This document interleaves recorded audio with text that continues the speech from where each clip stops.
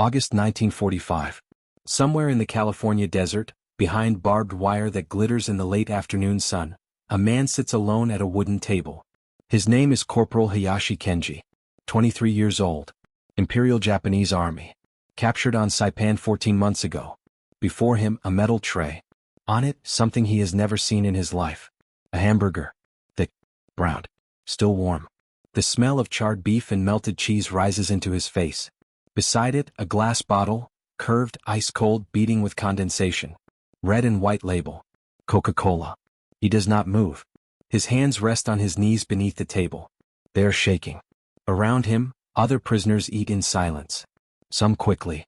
Some slowly, as if still uncertain this food is real. One man weeps quietly into his napkin. Hayashi stares at the hamburger. His throat tightens. His vision blurs. This is not what he was told. This is not what any of them were told. In 1941, when Japan launched its war across the Pacific, its soldiers carried more than rifles and bayonets. They carried a code. Bushido. The way of the warrior. Death before dishonor. Victory or annihilation. Surrender was not an option written into their vocabulary. It was not a choice their training acknowledged. From childhood, Japanese boys were taught that the emperor was divine. That Japan's destiny was to rule Asia. That sacrifice for the nation was the highest virtue a man could achieve. In military barracks, recruits were beaten into obedience. They were told that suffering purified the spirit. That endurance proved loyalty. That weakness was treason. They were also told about the enemy. American soldiers, they learned, were soft, decadent, addicted to luxury. They would rape Japanese women, torture prisoners, desecrate bodies. The propaganda films showed Americans as monsters, subhuman, worthy only of extermination. And so when Japanese soldiers went into battle, they went prepared to die. Not metaphorically, literally. Captured Japanese troops on islands like Attu and Tarawa chose suicide over surrender. Grenade to the chest. Bayonet charges into machine gun fire. Anything but the shame of captivity. Because captivity meant erasure. A Japanese soldier taken prisoner ceased to exist in official records. His family was notified of his death. His name was struck from the rolls. If he somehow survived the war and returned home, he would find his own funeral had already been held. His wife remarried. His parents ashamed. There was no coming back from surrender. Not legally. Not socially. Not spiritually. And yet, by 1942, Americans were taking prisoners. Not many at first. On Guadalcanal, only a handful surrendered out of 30,000 Japanese troops. On Tarawa, 17 prisoners from nearly 5,000 defenders. The rest fought until they died or killed themselves. But as the war ground on, the numbers shifted. Saipan, July 1944. Over 1,000 Japanese soldiers captured. Okinawa, summer 1945. More than 7,000. The island-hopping campaign shattered units, isolated men from their officers, left soldiers starving in caves with no ammunition and no hope. Some chose death. But others, exhausted, delirious, bleeding, chose something their training said was impossible. They chose to live. When American Marines found them, these men expected execution. They had seen what Japanese forces did to Allied prisoners. The Bataan Death March. The Burma Railway. Tens of thousands of POWs worked to death, starved, beaten, beheaded. Survival rates in Japanese captivity hovered near 40%. Brutality was policy. The captured Japanese soldiers assumed they would receive the same. They were wrong. The United States military operated its POW system under the Geneva Convention. Not perfectly. Not without flaws. But comparatively, incomparably different from what Japan inflicted on its captives. Japanese prisoners were processed, medically examined, fed, and assigned to camps. Not frontline cages. Actual facilities. Built on American soil.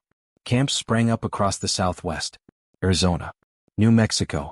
Texas. California. Places far from the fighting, surrounded by empty desert, where escape was technically possible but practically suicidal. Other camps were established in Hawaii, closer to the Pacific Theater. By 1945, the United States held approximately 5,400 Japanese POWs. A fraction of the German and Italian prisoners, over 400,000 Europeans were detained stateside during the war, but significant nonetheless.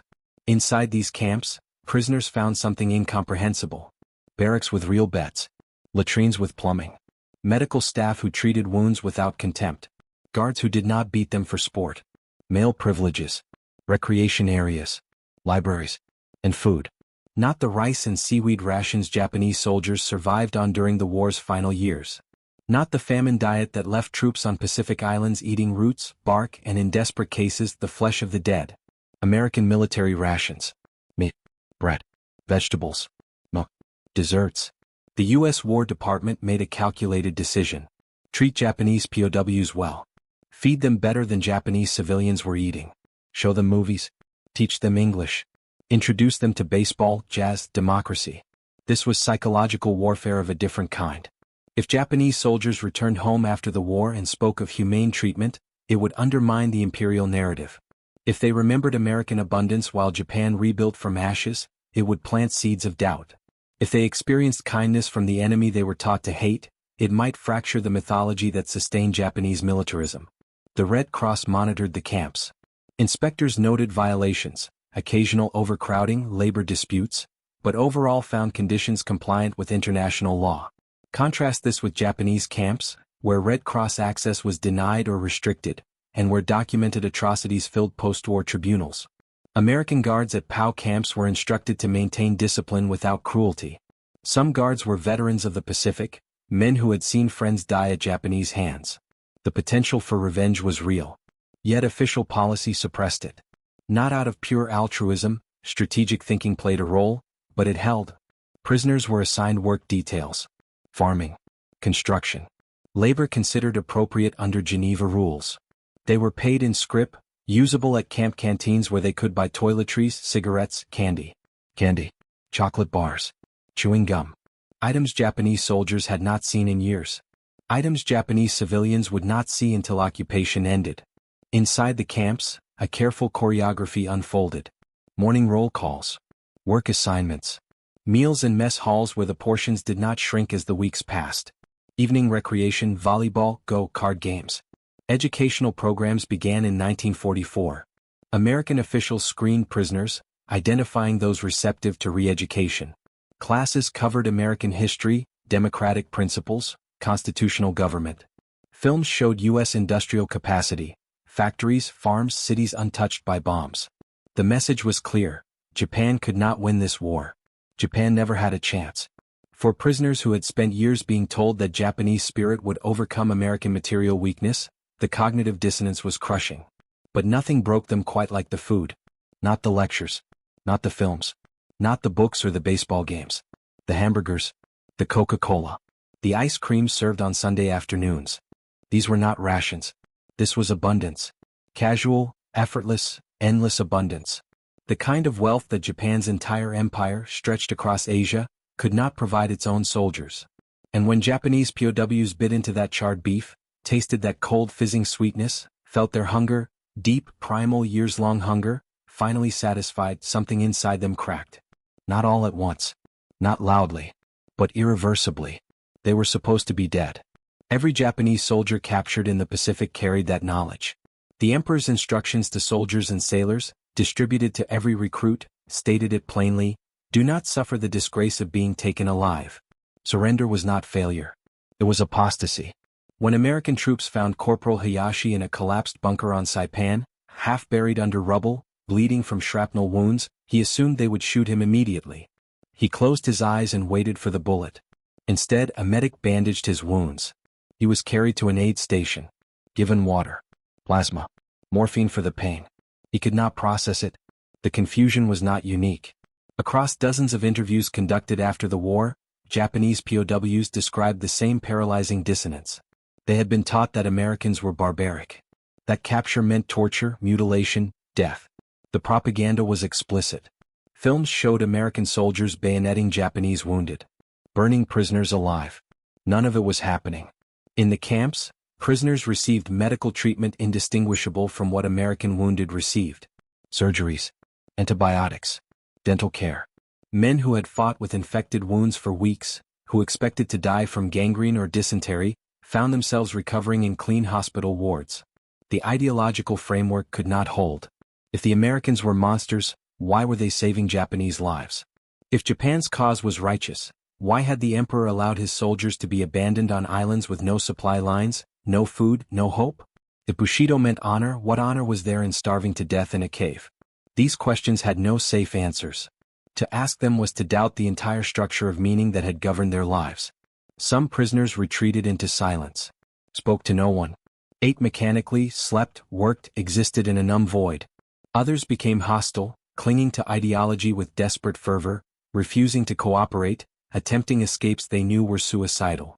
But many, slowly, painfully, began to let go. They stopped expecting execution, stopped flinching when guards approached, started accepting that this strange, incomprehensible kindness might continue.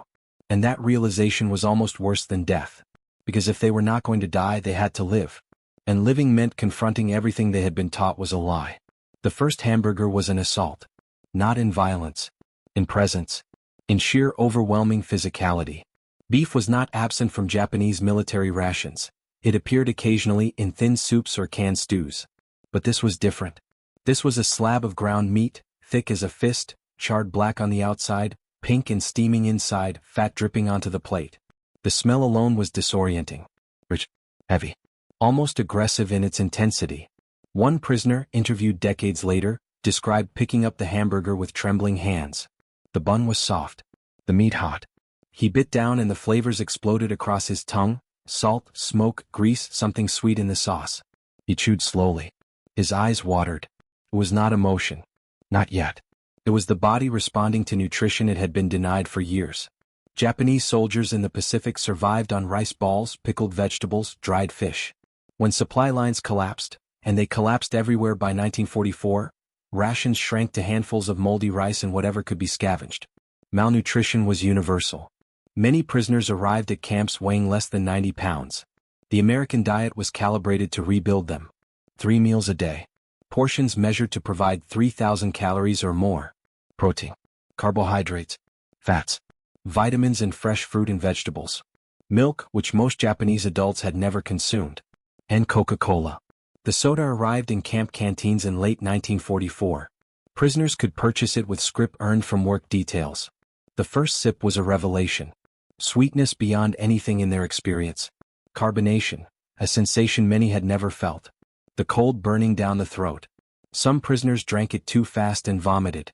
Their stomachs, shrunken and damaged, could not handle the sugar rush. Others sipped slowly, reverently, trying to make the bottle last. One man described saving his empty Coca-Cola bottle, hiding it under his bunk, taking it out at night to smell the residue. The scent reminded him that the food was real, that he had not hallucinated the taste. Ice cream arrived in summer, distributed after Sunday dinners. Vanilla, chocolate, strawberry.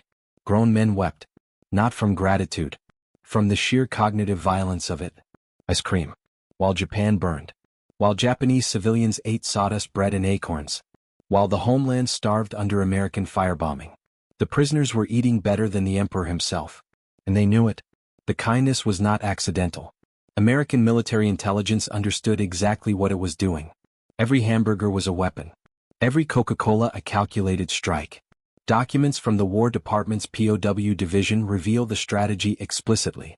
Treat Japanese prisoners well, not out of humanitarian impulse, but to destabilize Japanese morale. Feed them American abundance. Show them films of U.S. industrial might. Factories producing a bomber every hour, ships launched by the dozens, cities sprawling and undamaged. Make them understand, Japan cannot win. Japan never could. Re-education programs targeted prisoners deemed receptive. Screening interviews identified men disillusioned with the military, skeptical of imperial propaganda, or simply exhausted by war. These men were separated into special barracks, given additional privileges, enrolled in democracy classes. They watched newsreels of Iwo Jima, Okinawa, the firebombing of Tokyo. They saw the destruction and were told, this is what resistance costs. The implicit message, cooperation offers survival. Some prisoners embraced it eagerly. They learned English, studied American history, wrote essays on democratic governance. When the war ended, they returned to Japan as quiet evangelists for the occupation, men who had seen the future and knew Japan's past could not compete. Others resisted bitterly. They called the cooperators traitors. Dogs. Collaborators who had betrayed the emperor for full stomachs. Tensions inside camps occasionally erupted into violence. Prisoners beaten for speaking English, for eating with too much enthusiasm, for smiling at guards. But the vast majority occupied a confused middle ground. They were not ideologues. They were young men who had been conscripted, trained, shipped to islands and abandoned. They had survived because they were lucky or clever or too wounded to commit suicide. They had no desire to die for a losing cause, but no framework for accepting that the cause had been wrong from the start. The food worked on them slowly, subtly. Each meal was proof that American power was real, that Japanese propaganda had been lies, that the enemy was not weak, not decadent, not on the verge of collapse. The enemy was so strong it could afford to feed its prisoners steak. By the time the atomic bombs fell in August 1945, many Japanese POWs in American camps had already surrendered internally. Not to American ideology. Not to democracy or capitalism or any abstract principle. They had surrendered to the hamburger. To the undeniable, material, overwhelming evidence that Japan had lost and lost completely, and that survival required accepting a new reality. The psychological warfare had worked. In Japan, Hayashi Kenji's mother had already mourned. She received the notification in August 1944. Her son had died in battle on Saipan. Honorably. In service to the emperor. His name would be enshrined at Yasukuni. She held a funeral. Burned incense. Kept his photograph on the family altar. She did not know he was alive. The Japanese military never corrected the records. Captured soldiers were declared dead. Officially. Permanently. Their families received no updates, no corrections, no acknowledgement that their sons might return. This was deliberate policy. To admit soldiers had surrendered was to admit defeat. To allow POWs to contact families was to spread knowledge of American camps, American treatment, American abundance. Better to let the families grieve. Better to preserve the myth that Japanese soldiers died fighting to the last man. Inside the American POW camps, prisoners were allowed to write letters. The Red Cross facilitated mail service. Letters could be sent to families in Japan, though delivery was uncertain during active combat. Many prisoners did not write. What could they say? I am alive. I surrendered. I am eating hamburgers in California while you starve. The shame was insurmountable. To announce survival was to announce dishonor. Some men preferred their families believe them dead. At least death was honorable. Others wrote letters they never sent. Composed them in notebooks on scraps of paper, storing them in footlockers. Words meant only for themselves. Apologies. Explanations. Confessions. One prisoner wrote 47 letters to his wife. Never mailed a single one. After the war, researchers found them among his possessions. Each letter described the camp, the food, the unbearable kindness of the enemy. Each letter ended the same way, I do not know if I will have the courage to come home. A few prisoners did send letters. Messages reached Japan sporadically, delivered through neutral Switzerland or Red Cross channels. Families who received them faced an impossible choice. Acknowledge the son was alive and bear the community's shame? Or destroy the letter and preserve the fiction of honorable death? Most destroyed the letters. In 1945, when the war ended, American authorities compiled lists of Japanese POWs and transmitted them to Tokyo. The Japanese government confirmed the names. Families were notified, your son is alive, he will be repatriated. The responses varied. Some families rejoiced. Others refused to believe it. A number of families requested that their sons not be returned. Explicitly. In writing. We have already mourned him. Let him remain dead. Those men came home anyway. They stepped off repatriation ships into a Japan that did not want them. A country destroyed. Cities flattened. Millions dead. Survivors barely subsisting on rations. And here were men who had lived in comfort while the homeland burned. The ostracization was swift. POWs found it difficult to find work. Neighbors avoided them. Potential brides were warned away. The men who had once served the emperor were now pariahs, contaminated by survival. Many never spoke of the camps. Never mentioned the food. Locked the memories away and carried them silently until death. In a camp outside Jerome, Arkansas, a projector flickered to life. On the screen, footage of American factories. Assembly lines producing tanks, planes, trucks. The narrator's voice, dubbed in Japanese, explained the industrial output. One bomber every 63 minutes. One ship every day. Production rates that dwarf Japan's entire manufacturing capacity. The prisoners watched in silence. This was part of the re-education curriculum. Mandatory viewings. Films designed to demonstrate American superiority not through propaganda, but through documentation. The footage was real. The numbers were real. The gap was undeniable. After the film, an instructor, A Japanese-American translator, led a discussion. "What did you observe?" he asked. One prisoner, a former sergeant, spoke carefully. "We were told America was weak, that they could not sustain a long war." "And now?" the instructor asked. The sergeant said nothing, but his silence was answer enough. Re-education programs began in earnest in 1944, after the U.S. military realized Japanese POWs would eventually return home. The question was, what kind of men would they be? Bitter enemies waiting to reignite conflict? Or witnesses to American power, capable of influencing post-war Japan? The Office of War Information developed a curriculum, classes on democratic government, the U.S. Constitution, freedom of speech, press, religion, concepts alien to men raised under imperial authoritarianism. The instructors were careful. They did not demand ideological conversion. They presented information, asked questions, allowed prisoners to draw conclusions. Some prisoners engaged enthusiastically. They had been privates, corporals, low-ranking men who had never benefited from the military hierarchy. Democracy sounded appealing. The promise that merit, not birth, determined status resonated. Others attended sullenly, arms crossed, refusing to participate. To them this was brainwashing. Enemy propaganda. They would endure it because they had no choice, but they would not believe. English classes were popular. Learning the enemy's language was practical, not ideological. Prisoners who mastered basic English received better work assignments, easier interactions with guards, access to camp libraries stocked with American books and magazines. One prisoner discovered American comic books, Superman, Batman, and became obsessed. He practiced English by reading them aloud, puzzling over idioms, sounding out words. Years later, after returning to Japan, he became an English teacher. He credited Superman with his fluency. Baseball became a bridge. Many Japanese prisoners already knew the game. Baseball was popular in Japan before the war. Camp administrators organized leagues. Prisoners played against each other, sometimes against guards. The games were serious, competitive, a space where war could be temporarily forgotten. Photographs from the camps show prisoners in baseball uniforms, mid-swing, grinning. These images troubled post-war Japan. How could men who had surrendered appear happy? How could they smile with the enemy? The answer was simple and disturbing, because they were being treated as human beings. The re-education program's effectiveness varied.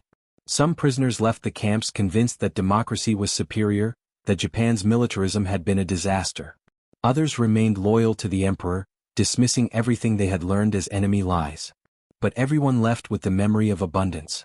And that memory would outlast any ideology. Private First Class Robert Miller grew up on a farm in Iowa. He had never met a Japanese person before being assigned to a POW camp in Arizona in 1944. He had seen the newsreels. Pearl Harbor. The Bataan Death March. He had friends who died at Guadalcanal. He expected to hate the prisoners. Instead, he found himself playing Go with a former schoolteacher from Osaka. The relationship between guards and prisoners was complex. Officially, fraternization was discouraged.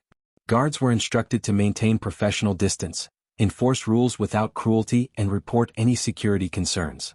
In practice, proximity bred familiarity.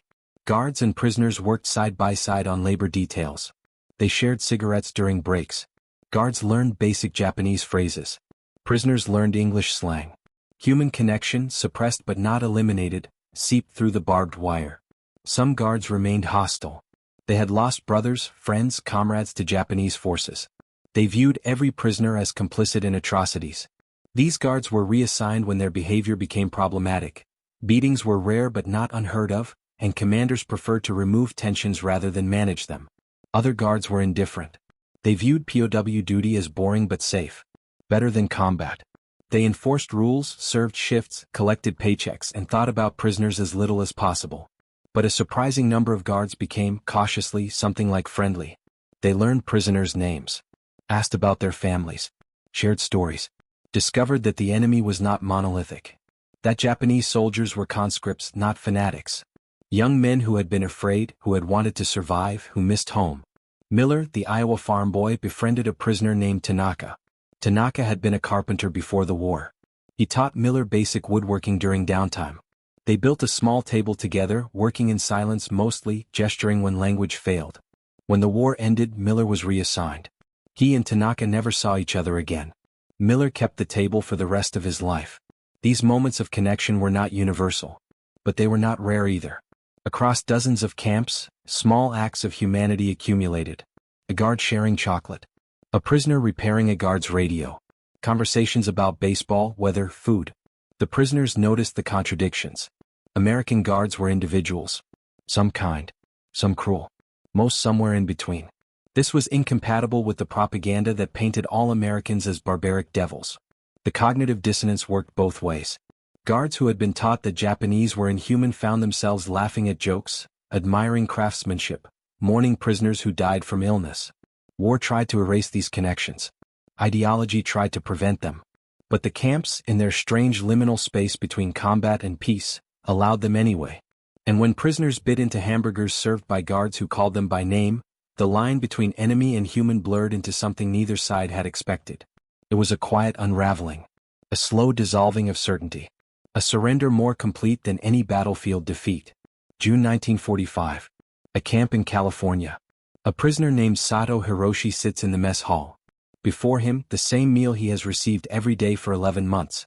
Beef, potatoes, bread, milk. He picks up the fork. He eats. His hands are steady now. They stopped shaking months ago. He remembers the first time. The way his body had rebelled. The way his mind had screamed that this was wrong, that accepting this food was betrayal, that each bite was a surrender deeper than the one on the battlefield. Now he eats without thinking. The food is just food. And that realization, that the food has become normal, is when he understands he has broken. Not all prisoners experienced it the same way. For some, the break was instantaneous. The first taste of meat after months of starvation triggered an emotional avalanche. Men wept openly, uncontrollably, grief and relief and shame pouring out in sobs they could not suppress. Others broke gradually. One meal at a time. One small comfort after another. A hot shower. Clean clothes. A bed with a mattress. Each kindness chipping away at the edifice of ideology until, one morning, they woke up and realized they no longer believed. Believed what? Everything. The emperor's divinity. Japan's destiny. The righteousness of the war. The honor of death over surrender. The evidence was undeniable. If Japan was winning, why were they in these camps? If American soldiers were weak, why had they crushed Japanese forces across the Pacific? If the emperor cared for his soldiers, why had he left them to die on islands with no supplies, no reinforcements, no evacuation? And most damning, if Japanese values were superior, why did American abundance feel like salvation? The prisoners had been taught that material comfort corrupted the spirit, that suffering built character, that asceticism was virtue. But hunger is not virtue. Hunger is just hunger. And when it is finally satisfied, when the body is nourished and warm and safe, the ideologies that demanded suffering lose their grip. Some prisoners fought against it. Refused to eat American food beyond the minimum necessary to survive. Fasted on Emperor's birthday. Maintained rituals of loyalty, bowing toward Tokyo each morning, praying to the imperial portraits smuggled into camps. But the body has its own logic. And the body wanted to live. The psychological term is cognitive dissonance. When beliefs clash with reality, the mind seeks resolution. Either reality must be denied or beliefs must change. For Japanese POWs, reality was impossible to deny. It arrived 3 times a day on metal trays. It filled their stomachs, rebuilt their muscles, kept them alive. So the beliefs began to change. Not into American patriotism. Few prisoners became Democrats or capitalists in any ideological sense. But they stopped being loyal subjects of the emperor. They stopped believing Japan was invincible. They stopped thinking surrender was worse than death.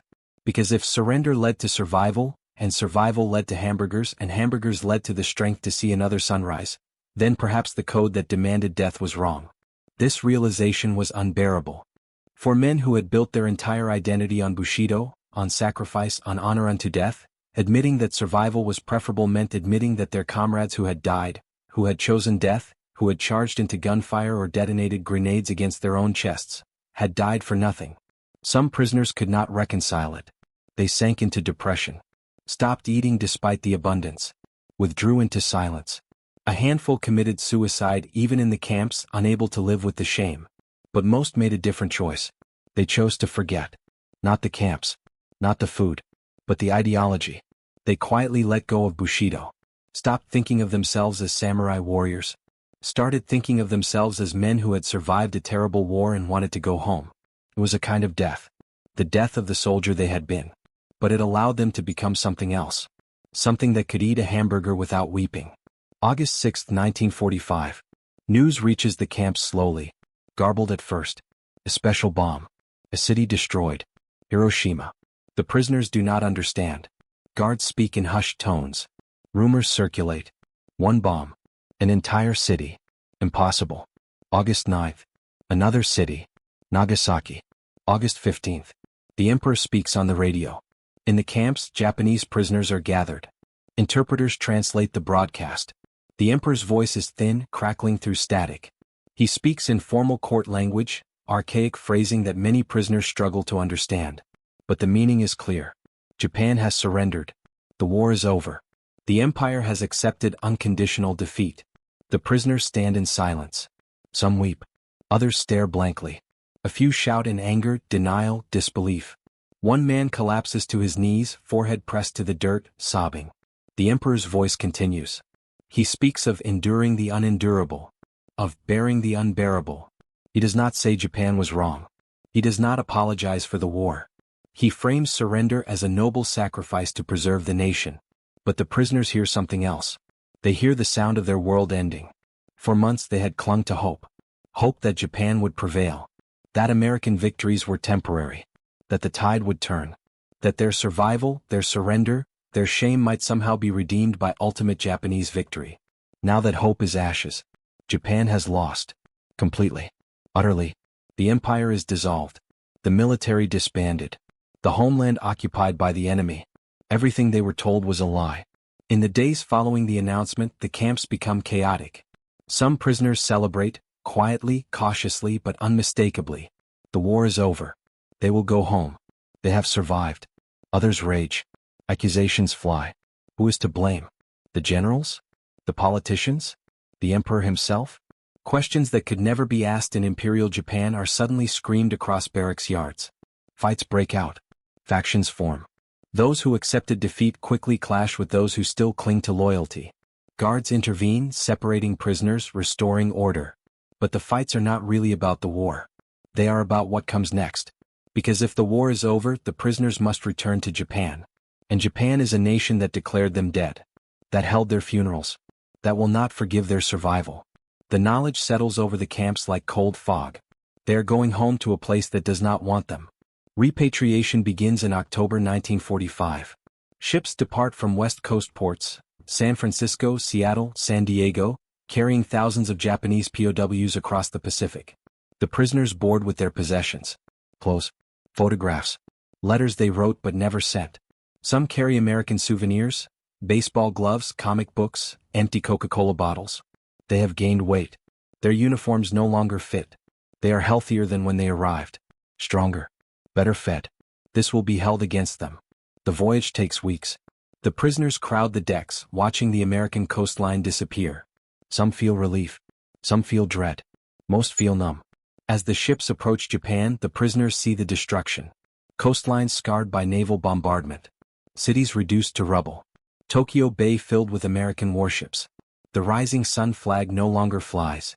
They disembark at ports occupied by Allied forces. American soldiers process them. Medical checks. Identification. Release papers. Then they are free. Free to go home. Free to face whatever awaits. Most scatter quickly. They do not travel together. Do not stay in touch. Each man alone with his shame. One prisoner, stepping onto Japanese soil for the first time in 3 years, kneels and presses his face to the ground. He expects to feel relief. Home. Finally home. Instead he feels nothing. The ground is just ground. The same as the ground in California. He stands. Walks toward the city. Toward whatever remains of his old life. Behind him, the American ships idle in the harbor. Somewhere aboard, hamburgers are being served to occupation troops. He pushes the thought away. He is Japanese again. He must forget the camps. Forget the food. Forget the comfort. He must return to a world where survival is not enough. Where the only honorable outcome was death. But he is alive. And that fact will haunt him for the rest of his life. Sato Hiroshi returned to his village in November 1945. His mother opened the door. Saw him standing there. Alive. Oh. She did not embrace him. She stepped back. Her face was unreadable. "We thought you were dead," she said. "I survived," he said. Yes, she said. You survived. She did not say it like a blessing. The reunion was brief. His mother prepared tea. They sat in silence. She asked no questions about the camps. He offered no explanations. The conversation was a hollow ritual, words filling space but conveying nothing. His father did not come home that evening. Sato learned later his father had been told of his return and chose to stay away. Shame by association. The son's disgrace reflected on the family. In the following days, Sato tried to rebuild. He sought work. Was turned away. Employers did not want former POWs. Unreliable. Weak. Tainted by surrender. He visited the local shrine. The priest greeted him coldly. Asked where he had been. Sato said he had been captured. Many were captured, the priest said. Most had the honor to die. The message was clear. You should have died too. This was not unique to Sato. Across Japan, returning POWs faced ostracization. Communities did not welcome them. They were reminders of defeat, embodiments of shame. Japan in late 1945 was a nation in ruins. Tokyo destroyed by firebombing. Hiroshima and Nagasaki erased by atomic weapons. Millions dead. Infrastructure shattered. Food shortages acute. Survivors subsisted on rations distributed by American occupation forces. Into this devastation returned men who had spent the war eating hamburgers in California. The contrast was unbearable. Japanese civilians had starved while the homeland burned. They had endured air raids, lost families, seen children die from malnutrition. And here were soldiers who had surrendered, who had lived in comfort, who had gained weight while Japan was destroyed. The resentment was visceral. POWs learned quickly not